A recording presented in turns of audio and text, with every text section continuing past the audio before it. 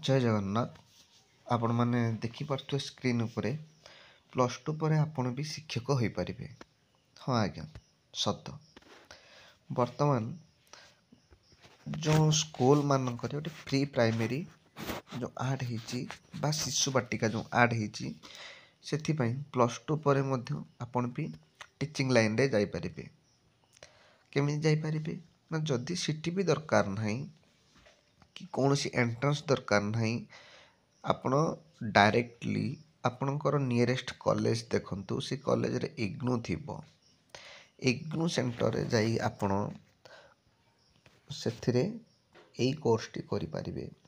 जिबा आपण कौन सी एक कंप्यूटर दुकान को बा जो माने नेट दुकान को जिबे जो माने फॉर्म अप्लाई करचंती तांको कहबे जे मोर गोटे डीईसी कोर्स अप्लाई करबी। से तांको वेबसाइट को जाइकी डीईसी कोर्स अप्लाई कर देबे। पैसा बहुत 3500 टका लागिबो बही सह एवं तापरे फॉर्म फिलअप जिते लगे फॉर्म फिलअप पई 1100 टका नौचंती एग्जाम दवा पई। बस एतिकी खर्च आपणकर आउ सेमती किछि खर्च नहीं।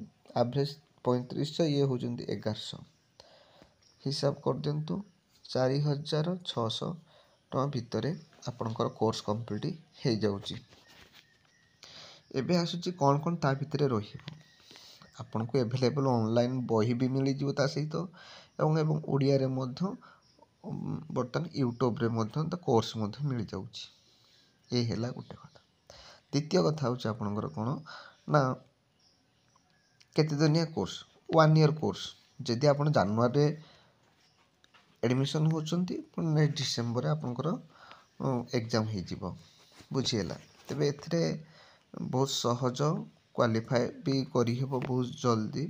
आथिरा कोन ना डिपॉजिट करथे कोन गोटे असाइनमेंट पूर्वरु मेसेज दे दिबे जे जनवरी रे आपन एडमिशन हेतिबे तबे ए जो अक्टोबर सुधा हैला आपन को डिपॉजिट करथे हो कोर्स मिल जिवो। कोर्स सेथिरे किछि असुविधा नहीं कोर्स मिल जिवो। देन तापर होची प्रोजेक्ट मध्ये गोटे डिपॉजिट करथे बस एतिकी डिपॉजिट कर देले आउ आपन एग्जाम देले गुटे वर्ष भीतर आपन से कोर्स टी कंप्लीट कर देबे। एवं या परे आपन प्री प्राइमरी स्कूल जोडा शिशु बाटिका पई आपन माने एलिजिबल हे पारिबे। तेबे देखंतु सीटी भी दरकार नहीं कि बीएड दरकार नहीं आराम से ए कोर्स करंतु टे भल से पढंतु कंपलसरी आपनकर जणे टीचर ही बाहरिबे। तेबे जदि वीडियो टी भल लागि थाए अधिक शेयर करंतु एवं केते कोन केमिति कोन पढिबे केमिति कोन तार कोर्स करिवे से विषय रे मु डिटेल्स देबी। तेबे रहुची धन्यवाद।